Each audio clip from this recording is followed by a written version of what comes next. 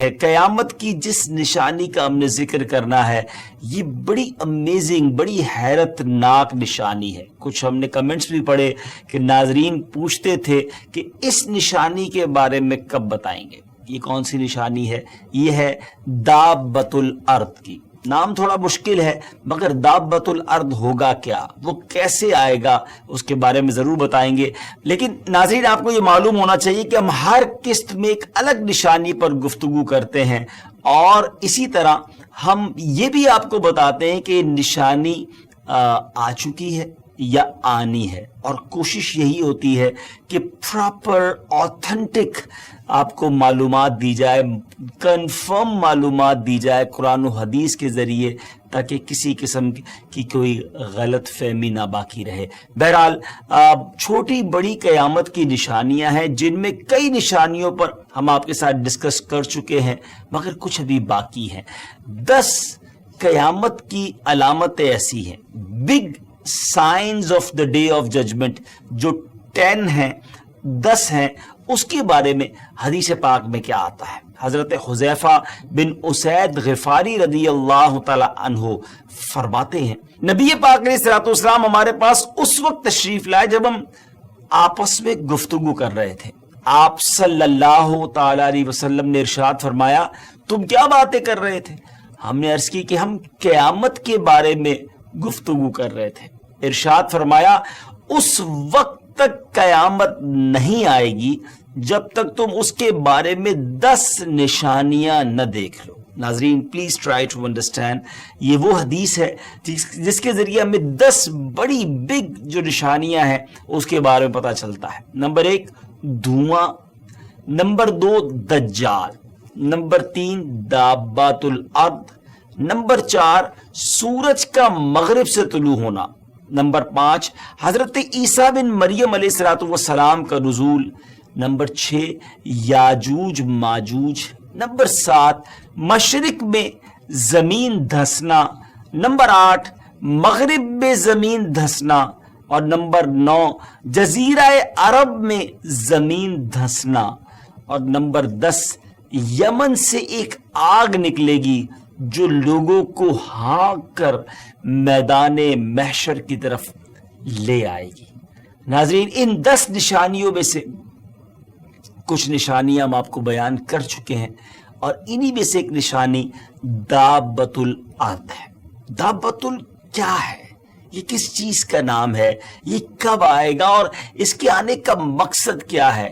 اور یہ کیا کرے گا؟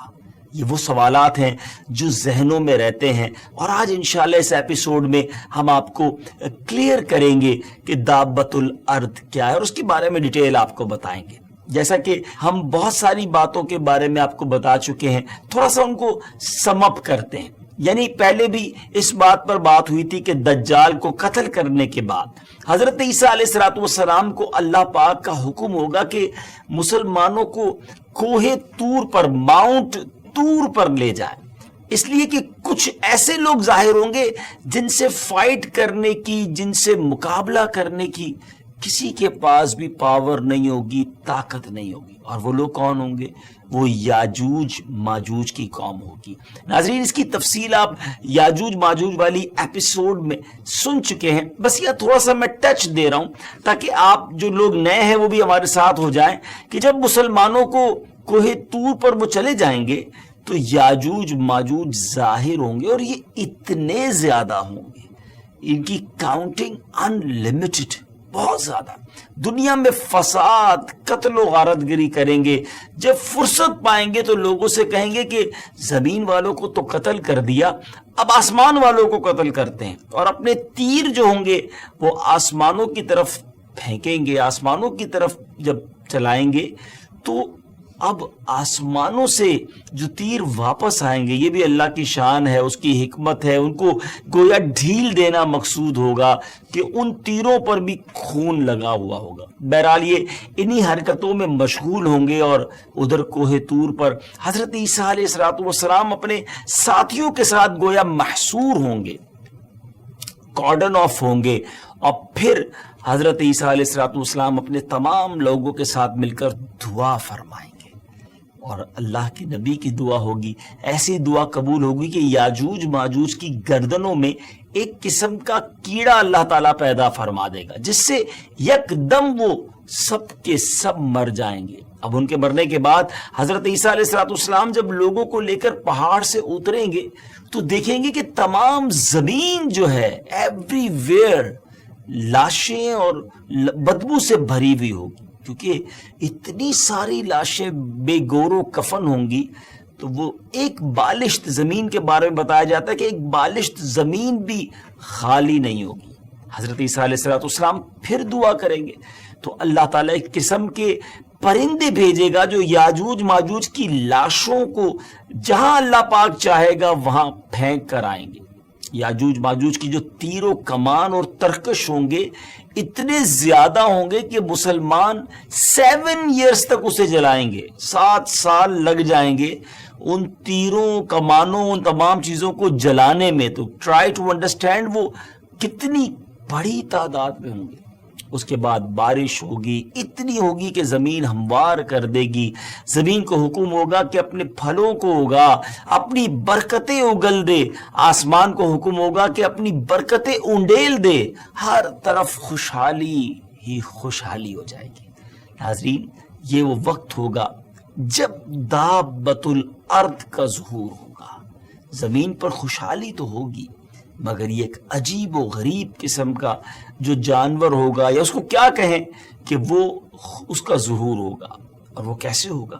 حضرت عبداللہ ابن مسعود رضی اللہ تعالیٰ عنہ نے فرمایا کہ جب علماء کرام دنیا سے رخصت ہو جائیں گے اور علم چلا جائے گا اور قرآن اٹھ جائے گا تو ارشاد باری تعالیٰ کے مطابق اخرجنا لهم دابة من الارض تكلمهم ان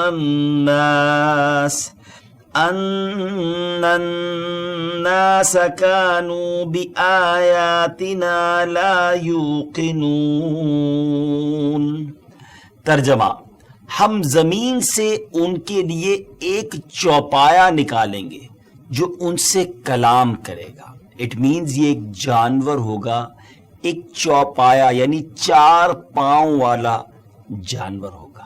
جی ناظرین، قیامت سے پہلے مکہ مکرمہ میں موجود صفا پہاڑ پھٹے گا اور اس میں سے ایک جانور نکلے گا جو لوگوں سے واضح عربی زبان میں باتیں کرے گا۔ جی ہاں، وہ عربی زبان میں باتیں کرے گا، اور یہ جانور سچے ایمان والوں کو اور ایمان کے لباس میں چھپے منکروں کو نشان لگا کر جدا جدا کر دے گا۔ اسی جانور کو دابۃ الارض کہا جاتا ہے۔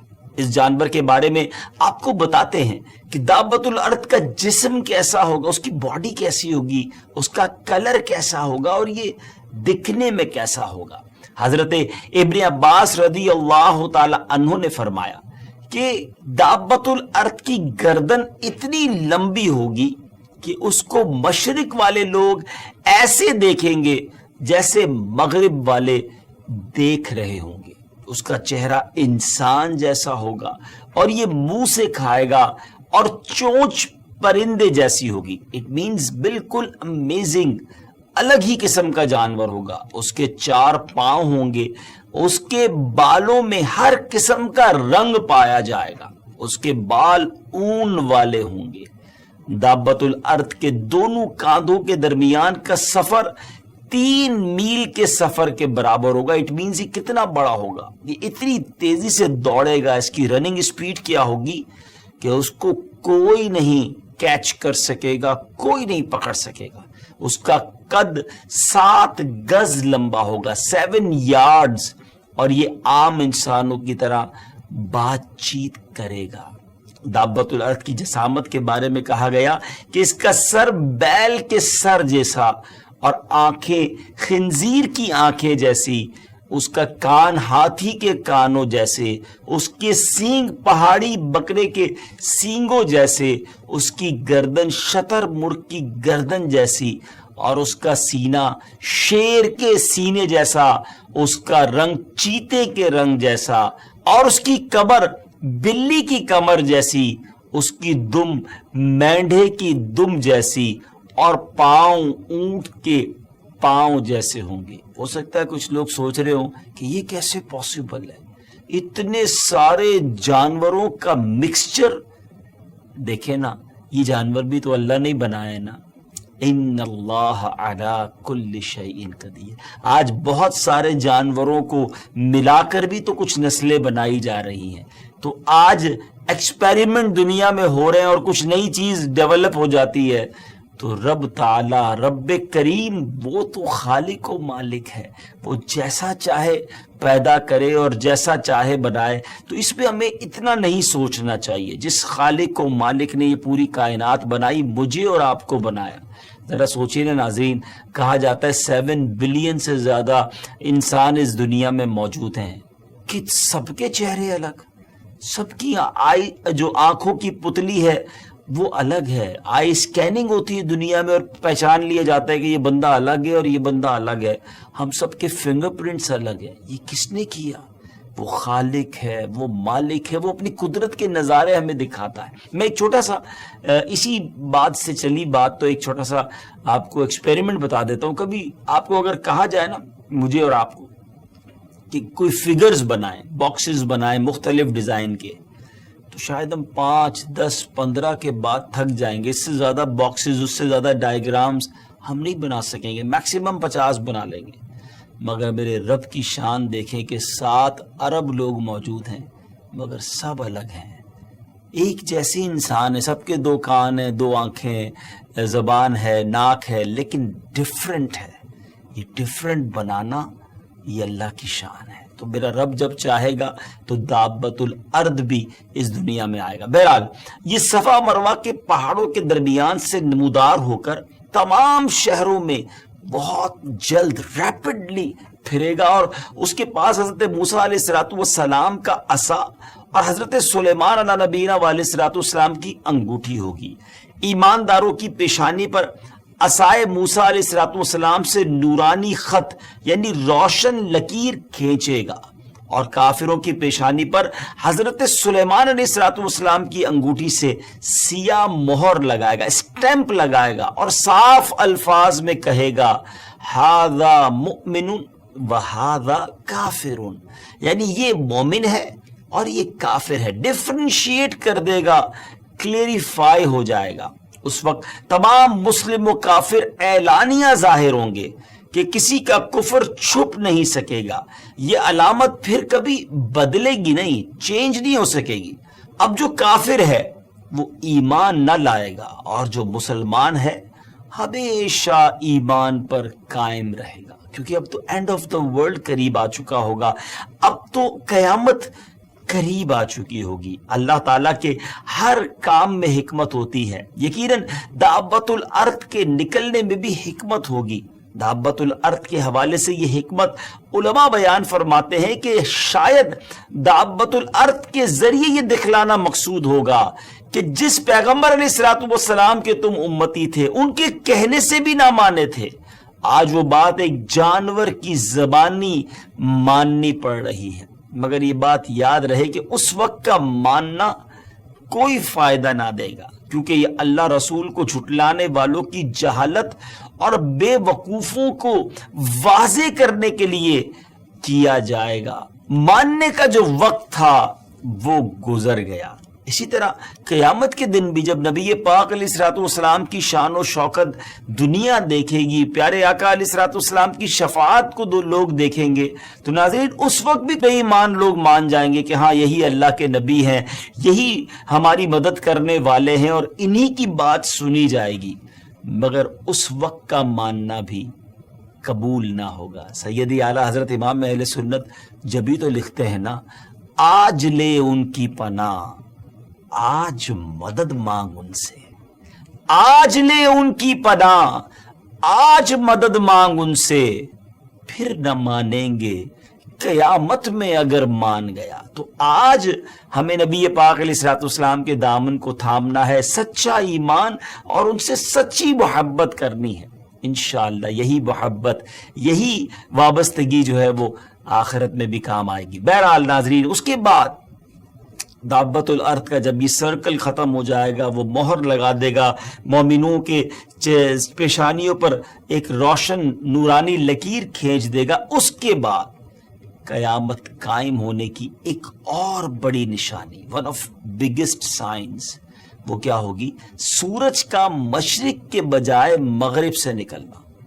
व्यूअर्स, आप जानते हैं ना कि आजकल सूरज ईस्ट से निकलता है और वेस्ट में, मगरिब में गुरूब होता है, मगर दुनिया पर एक ऐसा वक्त आएगा कि ये सूरज ईस्ट की बजाय वेस्ट से निकलेगा और ईस्ट में यानी मशरिक में गुरूब होगा, और इस निशानी के बाद तौबा का दरवाज़ा बंद हो जाएगा। आज तौबा हम कर सकते हैं, मगर जिस दिन ये हो गया, सूरज मगरिब से निकल आया, फिर तौबा कबूल नहीं की जाएगी। इसके बारे में इंशाल्लाह में एक अलग से पूरी एपिसोड करेंगे, इस निशानी के बारे में डिस्कस करेंगे कि सूरज क़यामत से पहले जब मगरिब से तुलू होगा। बहरहाल हमारे इस एपिसोड का अब वक्त ख़त्म हो रहा है, हमें इजाज़त दीजिए। अगली एपिसोड में एक नया टॉपिक, एक नई निशानी लेकर हाजिर होंगे। अल्लाह करीम से दुआ करते हैं कि वो हमें ईमान पर साबित कदमी नसीब फरमाए और उन मुसलमानों की और उनके ईमान की भी हिफाजत फरमाए जो उस वक्त उन फितनों का मुकाबला कर रहे होंगे। उन्हें अपने महबूब अलैहिस्सलातु वस्सलाम के सदक़े में कामयाब होना नसीब फरमाए। आमीन बिजाहि नबी अमीन सल्लल्लाहु तआला अलैहि वसल्लम। नाजरीन, आज पूरे एपिसोड में मैंने आपसे रिक्वेस्ट नहीं की है, आखिर में रिक्वेस्ट कर रहा हूँ, अगर अभी तक हमारा दावत इस्लामी का यूट्यूब चैनल सब्सक्राइब नहीं किया, उसे सब्सक्राइब भी करें, उसे शेयर भी करें। इसका भी इंशाल्लाह आपको अजर मिलेगा, क्योंकि नेकी की दावत को फैलाने की नीयत साथ रखिए। अल्लाह करीम मुझे और आपको नेकियों पर अमल करने और दूसरों तक पहुँचाने की तौफीक अता फरमाए।